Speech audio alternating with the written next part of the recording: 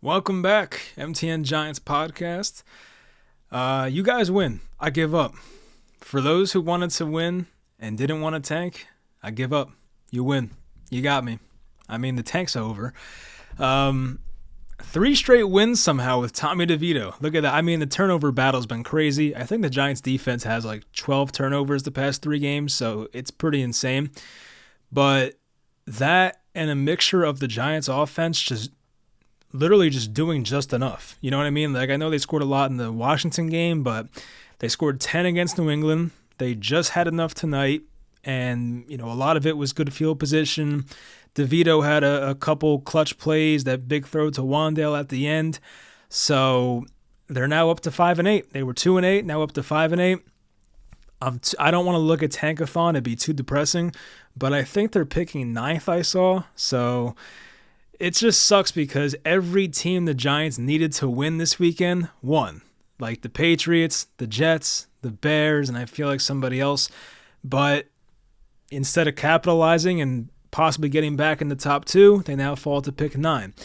But I guess the good news is they're now 1 game back of the playoffs. There's a lot of teams in front of them still. I still think Green Bay is. I think the Rams are.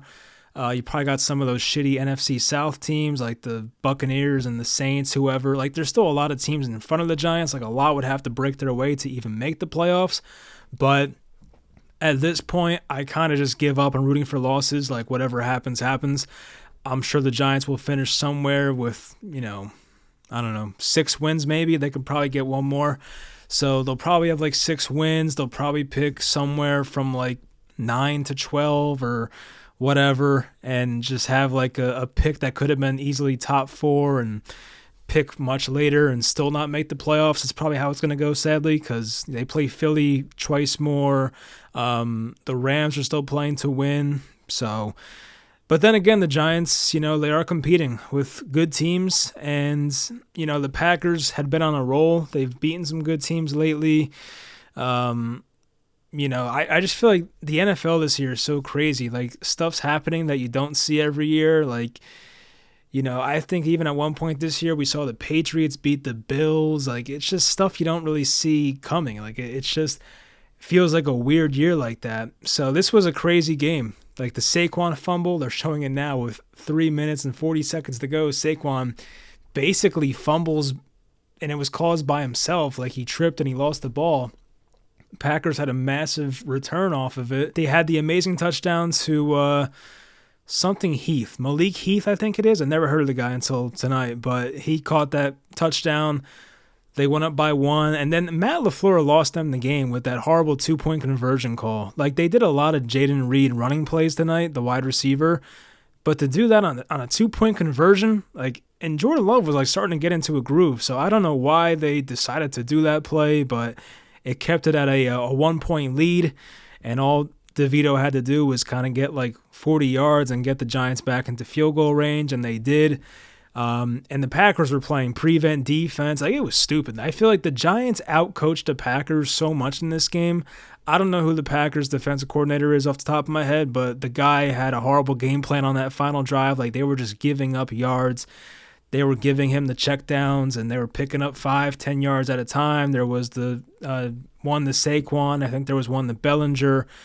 And it just gave the Giants enough room to come back. So I don't know what the hell they were doing there. But as for the Giants coaches, I'm very happy with what I saw. It just feels like, hopefully Don Martindale stays around here. I don't want him to get fired or retire or whatever.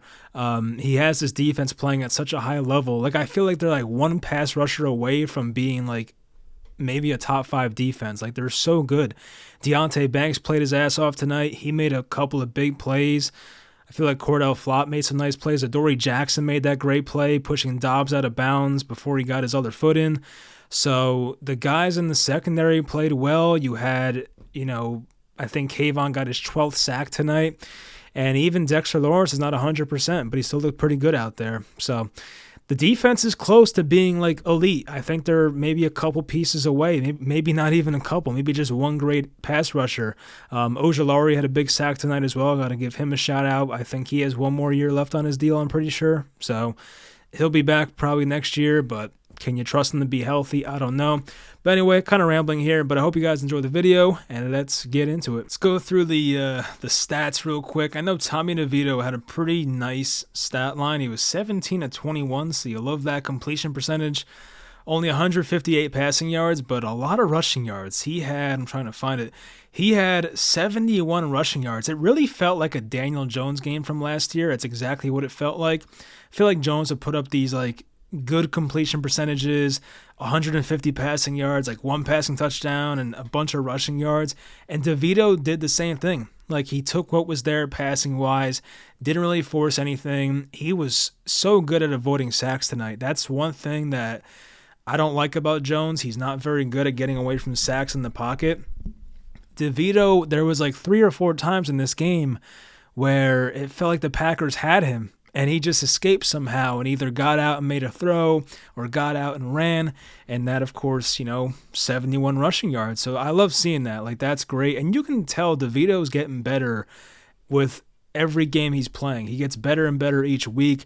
How great can he get? I don't know. I don't think he's like the future franchise quarterback of this team. I don't see him being like a Brock Purdy or a Tom Brady or something like that. But he's proven to you, like, what he reminds me of?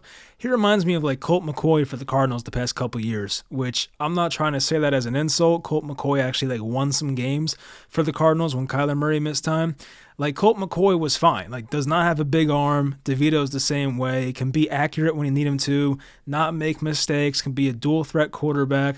I feel like Colt McCoy was that kind of guy the past couple years in Arizona. Like, I think it was 2021 and 2022 last year. He played well for them. And, of course, he was a Giant back in 2020. I think he played well in the one start he had, I'm pretty sure. But still, he could be like a younger version of that, which, a guy like that can hang around in the league for like 10 years. So, I'm happy for DeVito. Like, I didn't want to win tonight, but like, you can't not feel happy for the guy and his family. Like, it's such a cool story being a UDFA and running this offense to the, not like an extremely high level, but like a level where it's like, it's just competent. Like, they're putting up enough points, 24 points. And once again, I know a lot of that's the field position that the defense and special teams gives them. But at the same time, like, they're executing offensively. And Saquon had a couple of short rushing touchdowns. Not a very efficient day. Like, it ended up okay, but Saquon at one point was like 15 carries for 32 yards or something.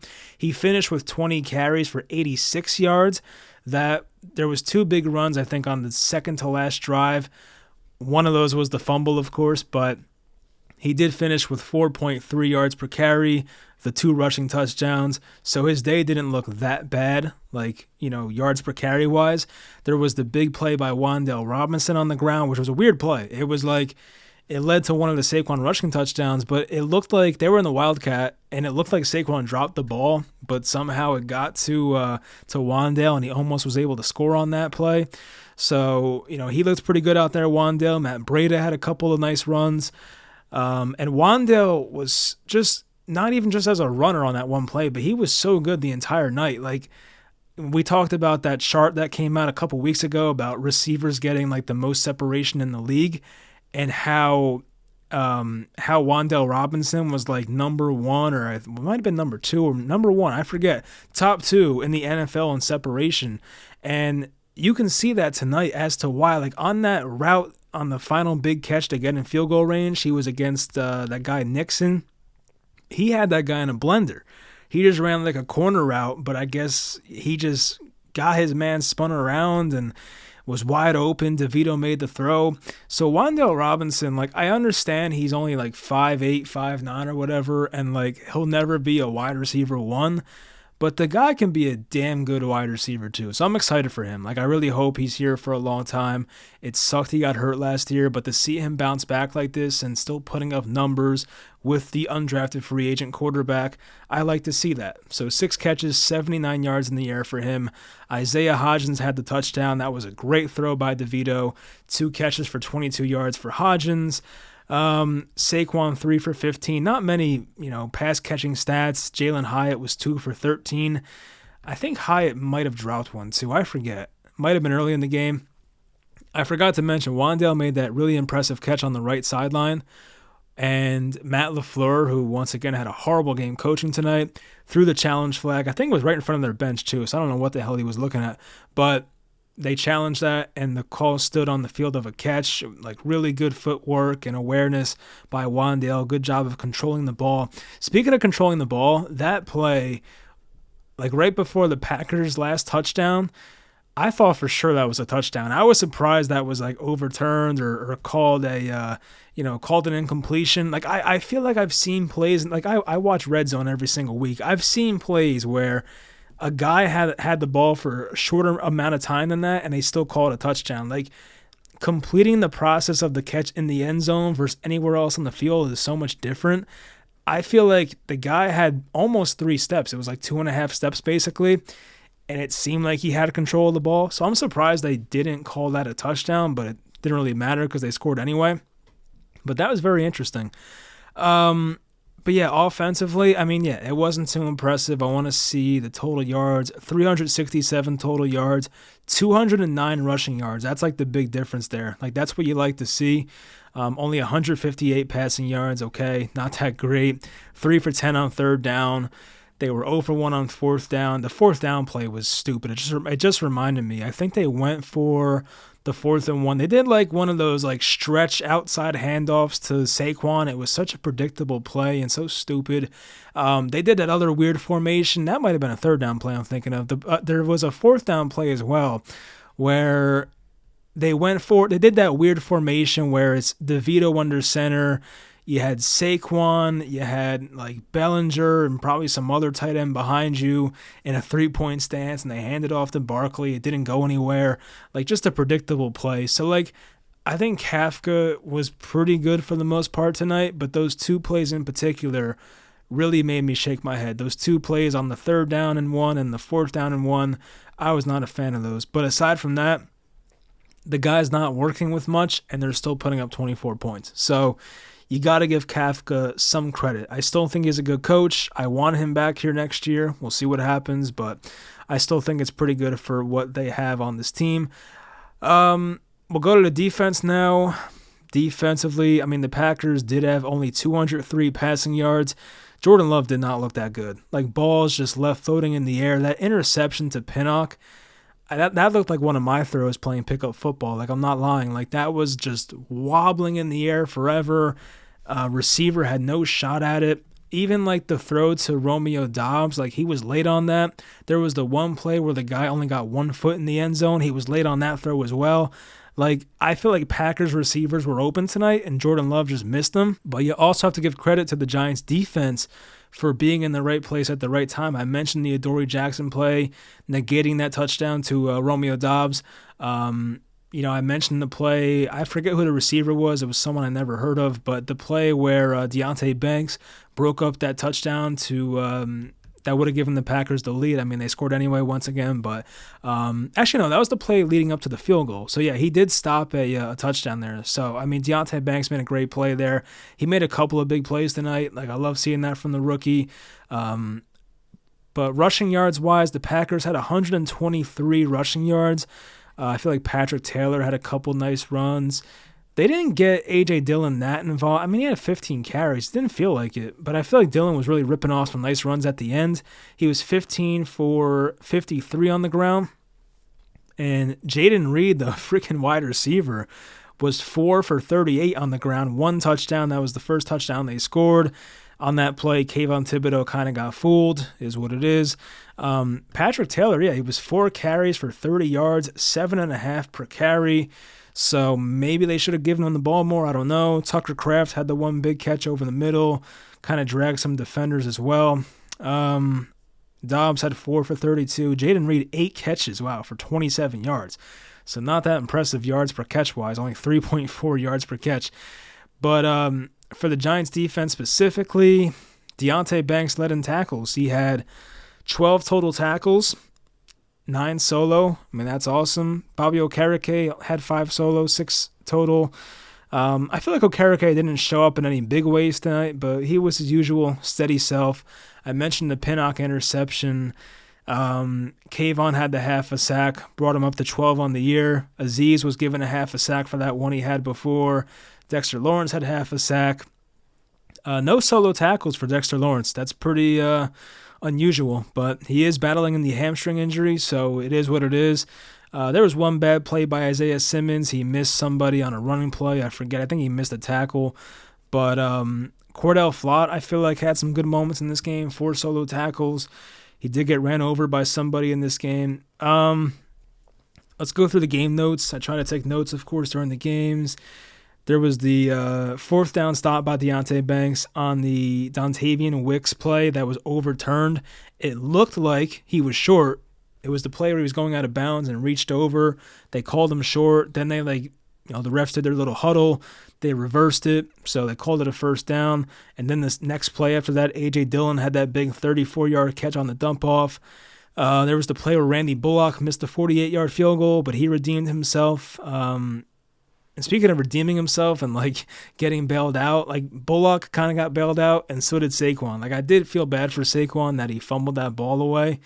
That was a bad look, just fumbling on your own like that, but I'm sure he was very relieved when they won that game. There was the fumble by Jordan Love. It was challenged by the Giants. I have no idea why it wasn't called a fumble. It was pretty obvious. Kayvon ripped it out. I think it was McKinney who recovered it. Dable, this was weird too. Brian Dable, he had that weird moment where he was going to punt, and then the fans were booing like crazy. So he wasted a timeout and then went for it. And then that was the Barkley handoff that was short. That was a very shitty sequence by Brian Dable. I thought the Giants coaching was amazing tonight, but that was the one thing where I was like, what the hell did I just watch?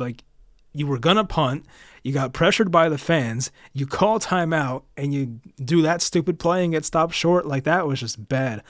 Cordell Flott, I remember this. Yeah, he had a bad pass interference play. It was a throw by Love that didn't look too accurate, but he just tackled the receiver before the ball was even there.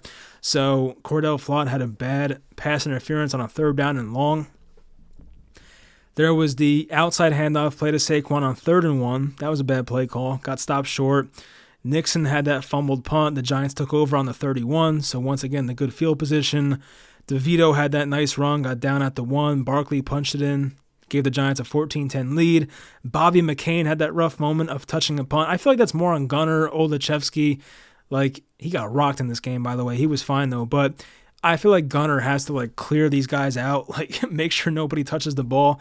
And it's funny, McCain was standing there, he was trying to make himself as skinny as possible, and the ball still hit him. So, an unfortunate moment there for the veteran McCain, but it didn't cost him the game, so that's good. There was the missed kick by Carlson. I feel like Carlson, his brother kicks for the Raiders. His brother's a lot better than him, no offense, but he did miss that one field goal from I forget, it might have been somewhere in the low 40s, high 30s, whatever it was.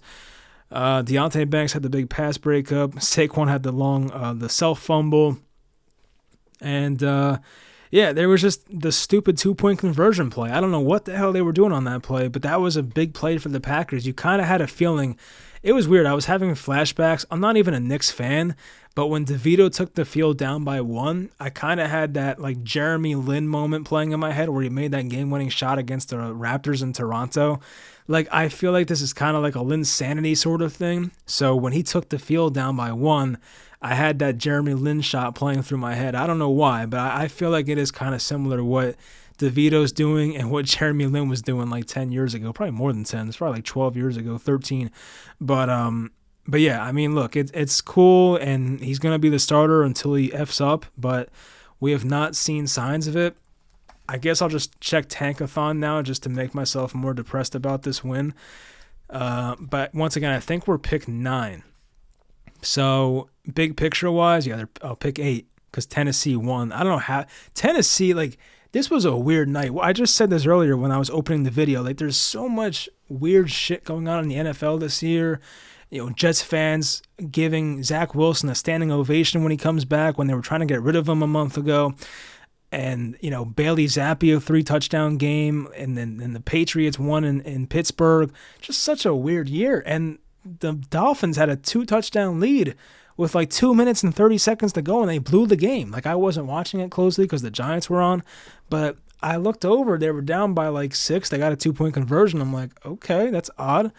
And somehow the Titans came back. I looked over. Derrick Henry ran in a touchdown to take the lead. I was like, oh my God. So I don't know how the Dolphins blew that game. I don't know how the Packers blew this game. The NFL is very unpredictable this year. So, but yeah, 8th overall pick now. We are tied with 5 wins with Chicago, Las Vegas, and the Jets. So the Giants could still get to like 5. Maybe, but, as I said, at this point, I don't really care. The tanking stuff is over. This was the game they had to lose to really, like, get back into, like, the tanking competition, if you want to call it that. Because, as I said, you had a lot of teams win this week. Did Las Vegas win or no? They lost 3-0. That was a terrible game. But even Nick Mullins is out here winning games, so another one. But yeah, the Jets won once again. The Patriots, like Chicago might be kind of good, actually. Like, I'm hoping that Chicago sticks with Justin Fields, who does look better. I would still take Caleb Williams, not going to lie, but maybe they keep Justin Fields and maybe they trade that pick. They did it last year, so maybe. But as I'm saying, the Giants will have to give up more. The lower the Giants pick, the more they probably have to give up to Chicago. Like, this is kind of similar to last year, right? Like, when the Panthers and the Bears made that trade, when the Panthers traded up for Bryce Young, they had to trade, 3 firsts and a really good wide receiver in his prime, DJ Moore. I want to see what the actual compensation was. I want to see, because the Giants right now are picking 8th. So 8th and 9th, it's like pretty much the same shit. So the Giants would have to give up like something near that to get to the first overall pick. So the Bears are trading number 1 pick to the Panthers in exchange for 4 draft picks and a wide receiver, DJ Moore. The Bears got Carolina's first round pick, which was pick number 9, once again, a late second round pick, a 2024 first round pick, and a 2025 second round pick. So you're looking at 2 first rounders and 2 second round picks, and it took DJ Moore, like a really good player. So you're talking like 4 premium picks, 2 firsts, 2 seconds, and a really good wide receiver in his prime. Like, that's a lot to move up. So that's why, I'm not on board with winning these games, because I still think this team needs a quarterback. Like, this is not convincing me that Tommy DeVito is the savior. All this showed me is that he could be like Colt McCoy and win you some games in the right circumstances. Like, I just don't see it. Maybe I'm just a hater, but I don't see DeVito being some franchise quarterback. So I don't think Joe Schoen views it that way, but this really felt like the year the Giants had to get that quarterback position settled in the draft, preferably. But the lower they fall, the harder it gets, the more you have to trade up. I mean, yeah, you can trade up, assuming that Chicago sticks with Fields and assuming that the Cardinals keep losing and they stick with Kyler. You can trade up, but at what cost? Because if it's like last year's trade, you're talking this year's first, next year's first, this year's second, next year's second, and some good player in his prime. Like, I was going to say like Azeez Ojulari, but Azeez Ojulari is not DJ Moore level. Like, I'm trying to think who that would be on this roster. I don't know. I'm trying to look. Like, I don't know.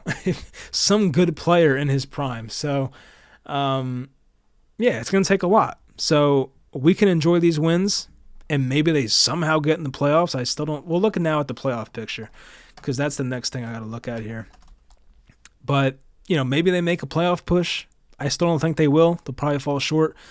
But at what cost? I still think the number 1 priority, after they started out the year like 2-8, 2-7, whatever, like, I was all in for that franchise quarterback. Like, to me, like, that's all that mattered. But, it is what it is.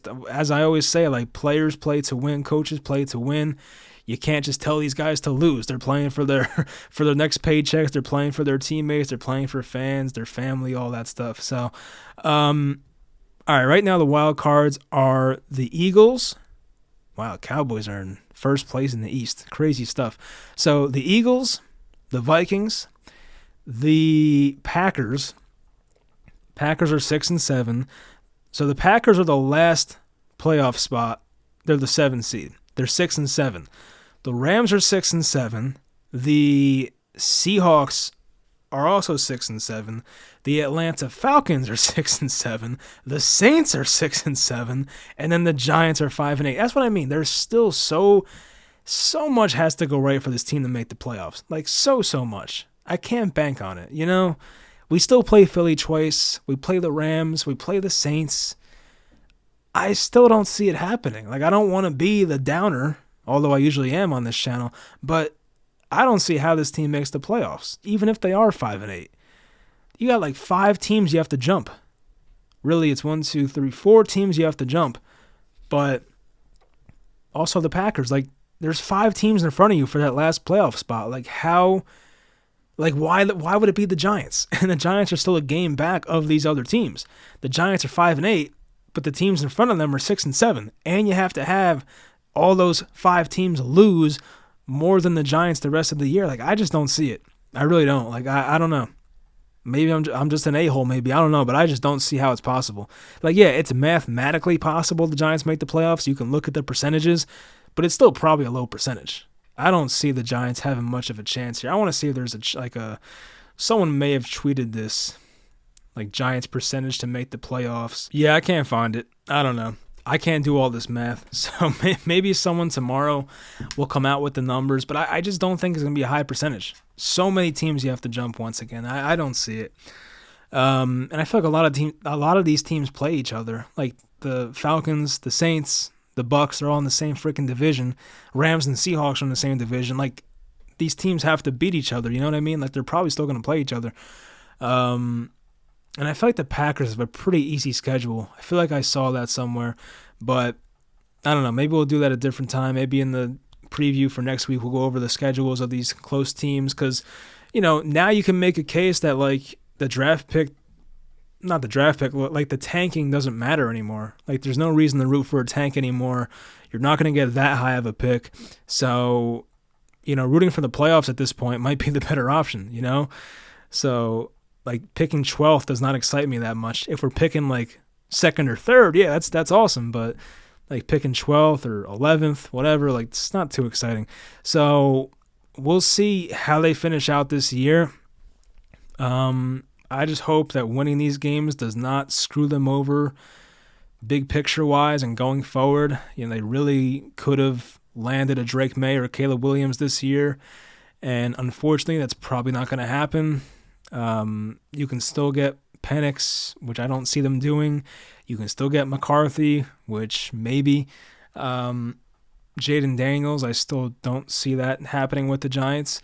So you had this rich quarterback class, and you start 2-8, and you're in a prime position. And as I said in my tweet a couple weeks ago, the Giants win games when you want them to lose, and the Giants lose games when you want them to win. They've done this for like 6 of the past 7 seasons. So I'm used to it, and I'm not happy about it, but this is life as a Giants fan. It is just this roller coaster of, do I want to root for these wins? Do I want to root for the losses? What matters more about the future of this team? Do I care about winning this game as compared to getting the franchise quarterback? It's always a freaking roller coaster with this team. Always.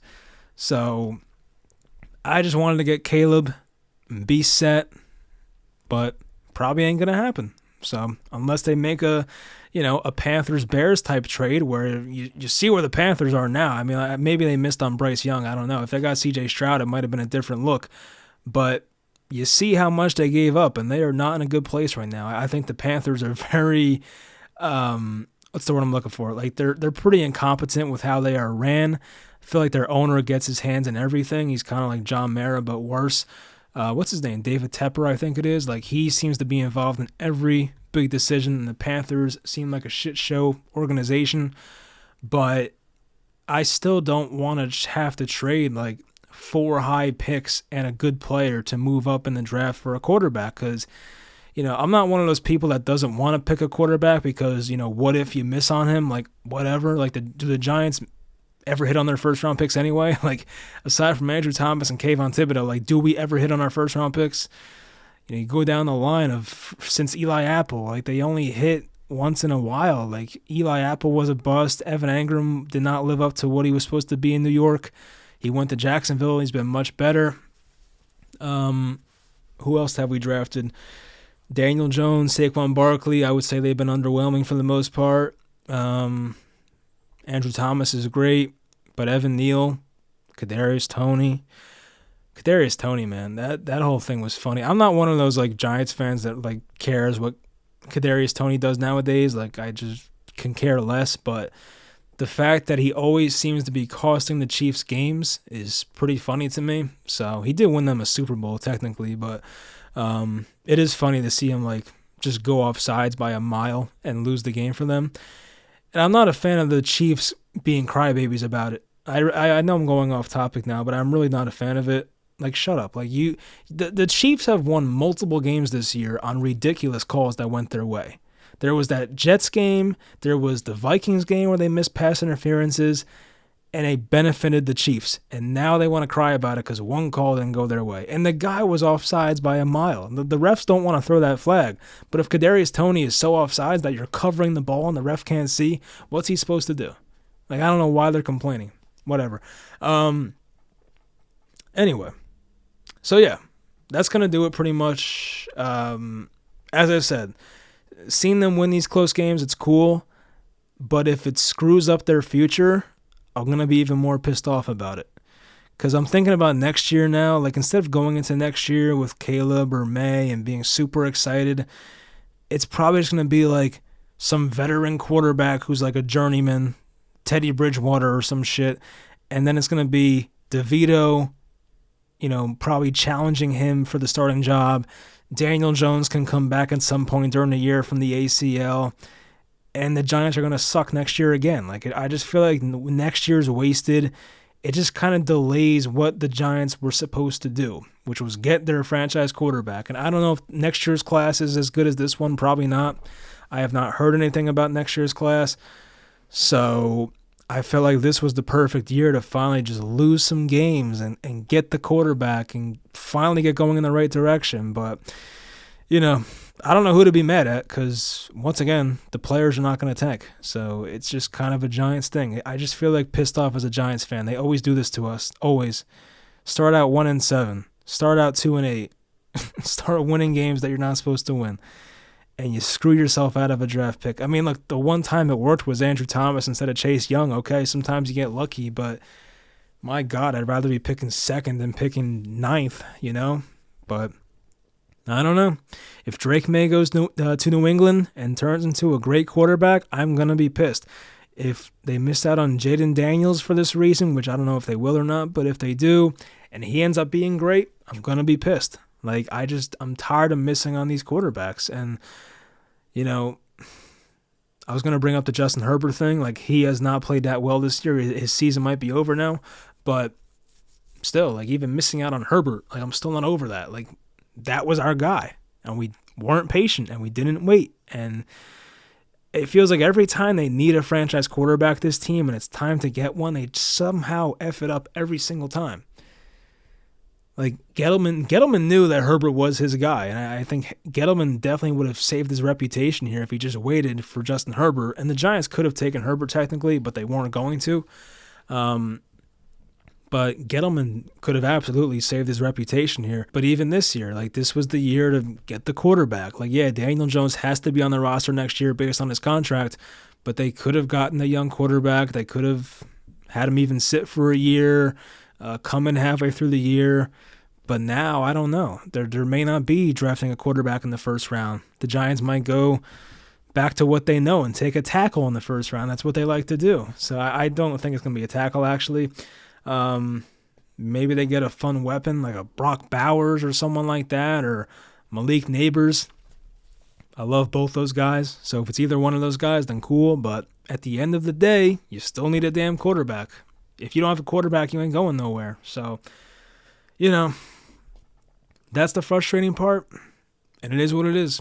I don't know who to be mad at, but as I said, I'm just tired of winning meaningless games year after year. They're now in the playoff hunt, quote unquote. I don't see them making it. So all these wins are doing is just effing up our draft pick, and I'm not happy about it. But there are some good stories going on. Happy for DeVito. Happy for the young guys playing well. For the fans that were there, it was probably a cool atmosphere, so that's cool. But as I always say, I'm a big picture guy, and I want the quarterback, and I want to compete for Super Bowls. I'm tired of starting out 2-6, 1-7 every year, and then trying to make our record look respectable in the second half of the year. I'm kind of done with that. Like, it's just worthless to me. So, anyway, whatever. That's enough ranting.